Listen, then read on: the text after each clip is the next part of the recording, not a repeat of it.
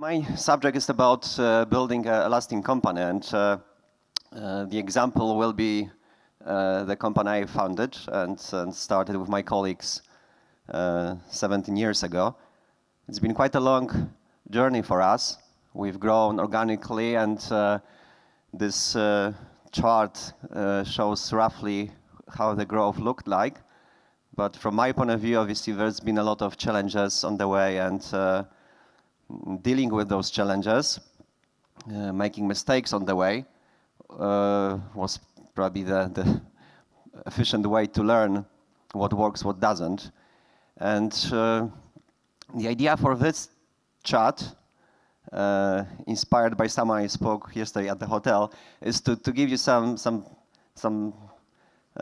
insights into what we learned, what I think works, what I think should be done differently, and some stories behind those lessons. The main thing is to realize that for me it was quite a new thing to manage a business. I'm a software developer. I think I was not too bad software developer. That evolved into manager, and I'm sure I'm not so good manager. So the growth and I guess some success on the way was mainly achieved because we had people that supported the organization with all the challenges, all the problems we had on the way. There were always people within Future Processing I could rely on, and it's definitely their initiative, commitment that helped us to go through all the hoops and at the end resolve those problems. So if the people factor is so important, so critical, it was in my case, because I didn't have an experience in running a business, a growing organization, then what were the factors behind? Why people are committed, why they put effort and take initiative if needed? And I think there are some fundamental things like organizational culture that help with that or can be a problem. The thing that worked, and coming from a software development environment, maybe it's easy to understand, is sharing power with the team. Especially when we started, we were just colleagues from the computer science course at the university, so it was quite obvious for me that we are in this together and we should take on responsibility for the business. And that attitude actually survived the following 17 years. So I'm a great believer that it makes sense when you hire clever people to delegate responsibility, to let people self-organize, self-manage, to give them some freedom. If you do that, there are more people trying to look at the organization, resolve its problems, go for the next thing, develop the business, and so on and so on. When you do that, quite often, at least in our case, you ask for things that have not been done before by those people. They may not have experience, so they need to grow. They need to grow to cope with this new role, new responsibility. There's a risk associated with it, but from my experience, it works more often than it doesn't. And when people grow to these new roles and responsibilities, the company grows with them. So I think longer term, it's a strategy that makes sense, and in our case, it helped us a lot on the way. That's something that didn't work so well. I'm not so proud about this side of the business. Maybe even when you look at it, it was somehow, for me as a software engineer, not a dream environment, like a corporate-like environment with structure and roles and responsibilities. From the experiences and retrospective, I can think that this is something which is important. And we failed to realize that for many, many years. Why coming up with some structure, some framework, I think is important, and you shouldn't avoid it when you grow the business.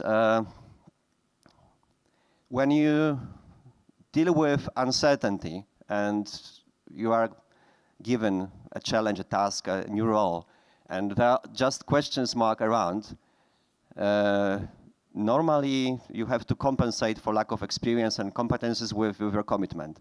And it worked very well in our case, as I said. However, there was the emotional cost associated with it, which was not so obvious for me for many years. That people had, sleepless nights, there was a lot of stress. At some point, normally they coped with these new roles. However, there was a lot of things that were not very efficient, especially in a growing organization. My management style, I trust you, do the job. I'm sure it will be great because you are a great person. This style, I think, doesn't work when you go over a certain limit in terms of people, projects, initiatives. What happens is the complexity is getting bigger and bigger. There are more unknowns, more risks, bigger risks. There is some duplication of work if people are not clear about what they should be achieving in their role, what the boundaries are. There's some frustration, the emotional cost. And I think it goes to the point that people are not able to cope with it. And commitment is not enough anymore. And they leave, they are really stressed, they need to change their role, organization, whatever. So one thing I would do differently, I would think sooner than later about some framework, about some structure, roles, responsibilities, all those things that create the environment for people so they feel safer. It's clearer for them what's expected from them, where their responsibility finishes and someone else's starts. It does help. It does help. And I think it can coexist very well with sharing power with people. Sharing knowledge. That's another thing which is pretty much obvious when you are a small startup or a small organization.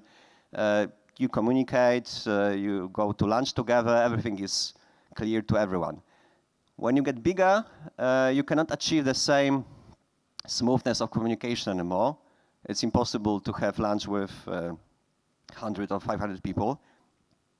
And it's very easy, I think, to give up and to say, okay, we are at the point now that the awareness of the situation of the company obviously is not that high anymore.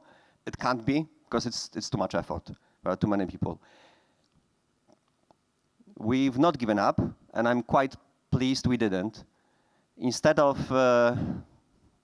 accepting that a growing organization is not going to be as smooth when it comes to communication channels, we invested in them.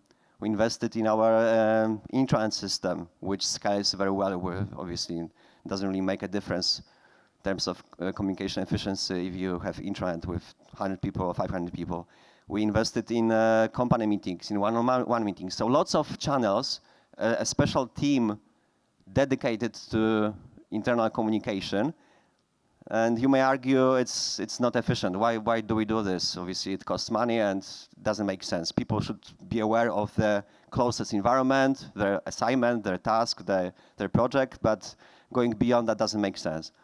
I'm in the opinion, and it worked very well, that you get a return. People who are aware, who understand, they're more committed. It's easier to change the organization if needed. There are some situations when you have to change the direction. And if you've got people that know about the situation, about the problems, you share knowledge with them, then they will, after asking lots of questions, they will support that change. And at the end, you are more efficient. You adapt to the new changing conditions. If you take all those things into account quicker, more efficiently, more successfully. So that's certainly something that I'm proud of. And given the scale of our organization, I think the amount of information that is shared, including the financials, revenue, how we are doing in terms of the client business and so on, this is something which does work, and I would certainly like to keep it for the years to come. Client focus. That's another one which I think we failed to realize for at least first 10, maybe even 12 years, so quite long. Being a software development business, it was very easy for us to get another project, another client to grow the business, hire more engineers. It wasn't a difficult business. The business development function was not non-existent at Future Processing for the first 10 years, surprisingly enough.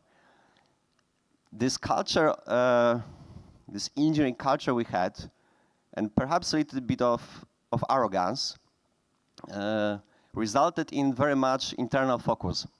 And people were really excited about writing some quality code and delivering some engineering piece of art, which is fine. I'm an engineer, I like that part of the business, and I think that focus on quality and making sure that what we deliver is of high quality is important. However, at the end of the day, it's the user, it's the client, who's gonna be evaluating the solution. And it's different perception to what our engineering perception may be. And I think client focus and understanding that we should be all looking after our clients, even if the company focuses on looking after our people, this is something which I would like to introduce to the company much earlier if I had another chance. We even had a philosophy, motto, whatever we call it, great software because we put people first. And the meaning of that was we look after our people, we make sure they've got very nice work environment. As a result, we build great software. And the original meaning of that great software was great software from the engineering perspective. Quality code, well-structured, all that. It's taken us years to expand the scope of that motto. People is also clients, not just our team. And great software is also a happy client, satisfied client who's got the result, which are resolving the business problem he may have. So that's something that I would consider to be a little bit of a failure in the company history. Short iterations. I think if you can do that, if you can iterate faster, it makes sense. Not just in software development, but in managing the business. I can give you a couple of examples. We've switched from like annual budgeting process and forecasts to quarterly by financial planning. Not many companies do that. I always wonder why.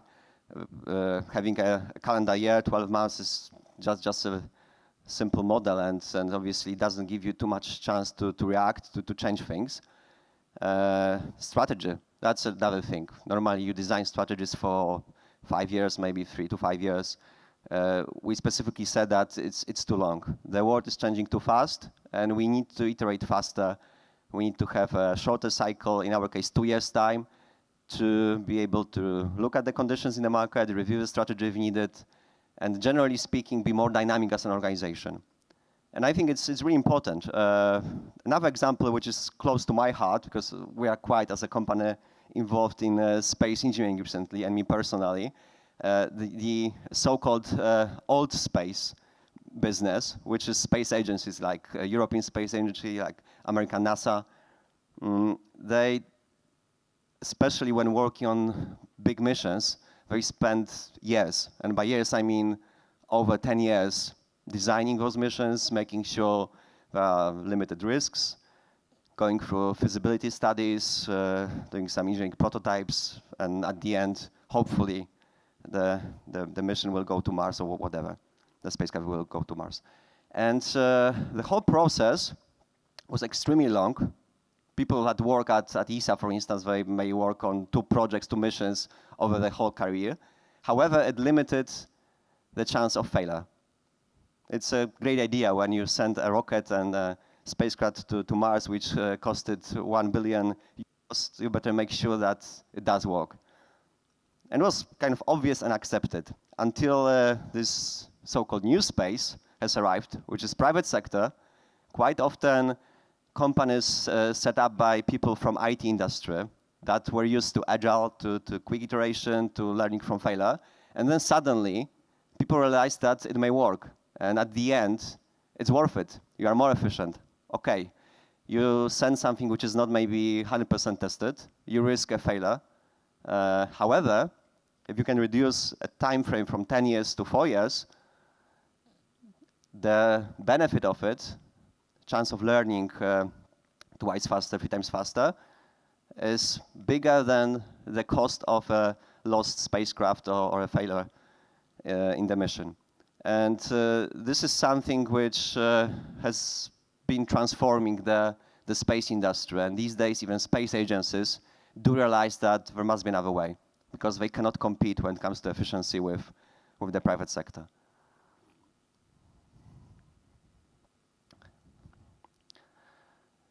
What and why? That's a lesson that we learned also quite late on the way. I think later than I would have hoped for. To start with, when the company was just one team and one project, the goal was very much obvious. To deliver this project, it was a face recognition system, so we had a really great technical challenge to start with as a business, as a first team. There was next exhibition, there was first pilot installation, clear goals. That was the focus of the whole company.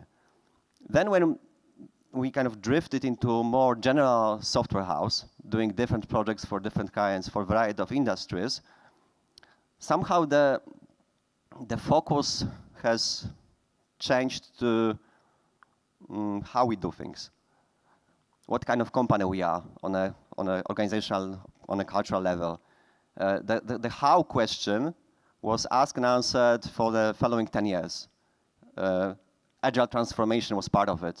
Back in 2010 or 11, if I remember correctly, there was this big project internally that we would like to introduce Agile to as many projects as possible. Successfully implemented. However, it's just a methodology. It's just an internal detail almost, how we do things. And it's been only 2016 when we started asking those fundamental questions again about the business. What we want to achieve? What's the vision for the business? How we're going to do it? What's the mission of the business? And I think when these questions are not answered, the what and why, and the focus is on how, that's again this problem of internal focus versus what as a company, what as a team we want to do in our environment, what kind of market, what kind of clients we want to serve. So these what and why questions I think are extremely important. If I had another chance, I would start the discussion much earlier in the process. Saying you are a software development company that delivers quality code is not quite precise enough to build a strategy and even inspire people to join you and get on the way. So to sum up, where I see the 6 lessons learned over the last 17 years, divided between what I think worked well and I'm proud of, and what didn't work very well, and ideally I would like to do it differently the next time. Share power, share knowledge. Treat people as partners in the business. You normally hire clever people. It's great if they are aware of the situation of the business and have got enough power within the organization to act, to change things, to fix problems, to take initiative and do something different. Iterate fast, wherever you can in different areas. Doesn't really matter if it's financial planning or strategy, software development, space engineering. If you can, and normally there are ways to do it, it's better to have shorter cycles. Probably there is a limit, obviously, but have a shorter cycle and iterate and learn from failures. Take higher risks. Sometimes you fail, but overall, it's going to be worth it. And things that I would recommend to avoid. Don't ignore the structure. It's nice to be in this hyper-creative, almost chaotic environment of a startup. However, people have limited acceptance of uncertainty. And at the end, when you grow, those things will become even bigger issues. And it's better to think about role responsibilities earlier rather than later, to give people some sort of framework, some boundaries to work within. Don't lose focus on the client. Extremely important. I wouldn't change our motto. We put people first, but let's emphasize from the start that at the end there is a client, and our team should be focused on making sure that the client is satisfied and what we deliver matches the expectations. And don't forget what and why. This conference, Agile development, that's, I think, the how question. How we do things, how we develop software, how we go through projects, and so on. I think it's equally important, if not more important, to answer the questions what we are trying to achieve in terms of product development. What are the features? What's going to be the next version, next release, and all that. And also, I think the philosophical question, but quite important to many people, including myself, why we're doing this. Was there like a higher reason? Do we want to change the world? Or it's just a piece of code we're writing? And that's something that I would recommend to do as early in the process as possible. And I think it does help. And when you do all those things, or you don't do all those things, I think you've got a bigger chance of having stronger team, more committed team that will put an effort into growing their business, going through some challenging periods of time, some crises that inevitably will come. And as a result, I think to adapt the organization to the changing environment, so it lasts for, in our case, now 17 years, but I do hope it will be another 10, 20, maybe 100 years one day. Thank you very much. The question was, how does it feel like to watch this movie? Okay. I'm not a very sentimental person, I must say, but yeah, it touches me a little bit. Yeah, it's been a long story, and these people, some of them are still with us. That feels good. Yeah. I have a question. You said that I'm here. You said that you introduced structure a little bit late, and can you tell more about it, or maybe start with how does the structure look now? How do you structure a 700 people engineering organization, and why it was too late, and how would you, when would you start to introduce the structure now if you had the opportunity to do it again?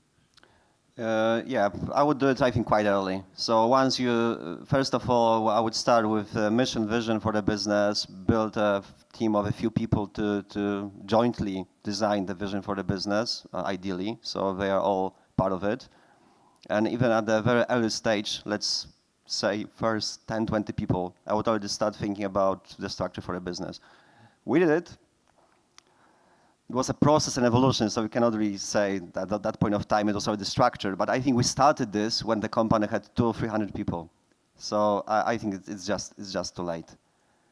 We survived, and people quite often put a lot of effort into dealing with uncertainty and not making too much duplication through some informal communications. So all those things helped, but it was not ideal. How we are structured now? We decided to decentralize. That's very much consistent with the concept of sharing power. So we've got business units looking after certain industries, certain markets. Some of them are more R&D oriented. Some of them are more about maintaining the current client base. So different strategies, I guess, for these business units. But overall, what's common is services. And part of it would be the HR side of things, for instance. So on the cultural level, when it comes to policies, how we treat people, I made sure that I don't want to give that autonomy to individual leaders. The company as a whole should have a consistent culture. It was important to me. I made sure that structurally we've got people in the organization that look after this. But on the business side, I'm talking about clients, we very much delegated responsibility to individual business units, with business units, managing directors, responsible for profit and loss of the individual business unit. We've got 3 of them across the organization, and we've got the services, like shared services unit. Just one more question. You have over 700 people now, you said. Over 800, to be more precise. Sorry? Over 800. Where do you see the company in 2 or 5 years? Do you aim to grow indefinitely, or do you feel like there is a point when you would say, okay, that's it? I don't see the point when I'll say that's it, so indefinitely. However, I wouldn't, we're not that much concerned about the team count anymore.